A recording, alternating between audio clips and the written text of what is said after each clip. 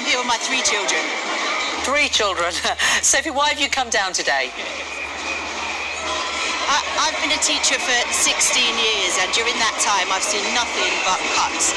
Everything has been reduced. All the services that used to support us, everything that was available for us to help children has gone. And we as professionals are working harder than ever. We're expected to do an increasing amount of stuff, and for less pay. We are getting, in real terms, poorer every day. I think if the pandemic showed us anything, it was how important schools and teachers are, and yet all we're doing is being cut and worked down to the bone, and it's not good enough. We deserve better. Our children deserve better.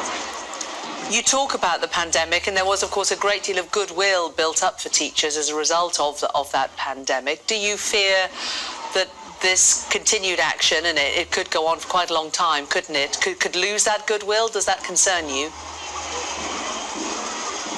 I'm really sorry, I missed the last of your question, but were you asking about goodwill towards teachers? Indeed. Are you worried that that may go?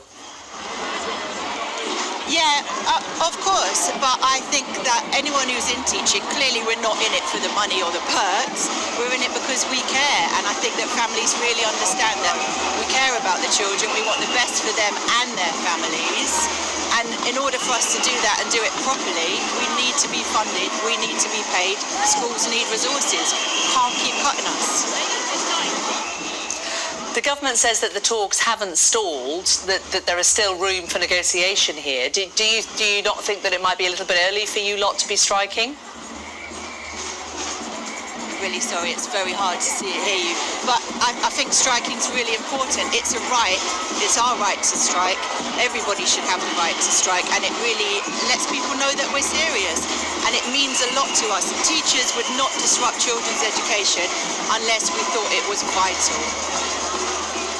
I know you're struggling to hear, but the government has said that inflation-busting pay rises are not going to happen. The government says it's not going to give you more money.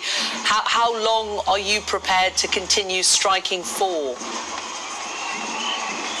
Well, we'll have to see what the teachers decide, what the unions decide, but the government's going to have to do something. They have money where they want it and where they need it. They have money to subsidise and fund themselves. Put the money where it really matters. Put the money where it makes a real difference. Put the money where it counts. Into our children, into our families, into the future. Do you believe that this strike action today will make a difference? Do you believe that it will change the government's mind? Yes, I hope so. I think they should be listening. I really do. Okay, and Sophie, what about your children's day? Obviously, lots of people have had disruption to their children's education. You've been able to bring yours down with you to the demonstration, but do you have sympathy for parents who have been enormously inconvenienced by this? Yeah, of course. It's incredibly hard as a parent. It's really hard. I was teaching from home while my own 3 children were learning from home during the pandemic. I understand it's not easy, but the whole point of strike action is cause a disturbance. If you don't cause a disturbance, no one listens to you. Okay, Sophie Bell, very good to talk to you. Sophie, one of the teachers who is striking today down in central London. Thanks for joining us and bearing with us. I know it's really difficult when you're out on occasion, and especially not when you're used to doing the job. Thank you.